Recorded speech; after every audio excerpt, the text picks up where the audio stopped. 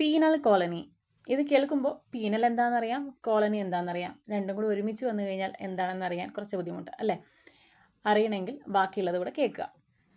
ഇവിടെ കോളനൈസേഷൻ എന്ന് പറയുന്നത് ഈ ലോകത്ത് ഒരു നാൾ എല്ലാ രാജ്യങ്ങളും ഏതെങ്കിലും ഒരു രാജ്യത്തിൻ്റെ കോളനികളായിരുന്നു.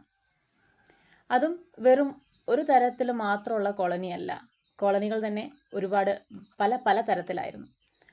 ചിലർ ലൂട്ടിങ്ങിന് കൊള്ളയടിക്കാൻ വേണ്ടി കോളനികളാക്കുമെങ്കിൽ ചിലർ അവിടെ സെറ്റിലേഴ്സായി മാറാൻ വേണ്ടി കോളനിയാക്കുമായിരുന്നു.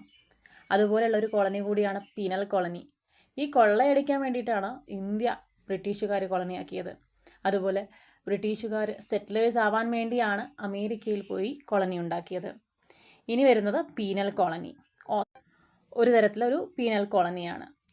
അവിടെ നിന്ന് നാട് കടത്തപ്പെട്ട ആൾക്കാരാൽ ഉണ്ടായ ഒരു കോളനി, അതിനെയാണ് പീനൽ കോളനി എന്ന് പറയുന്നത്.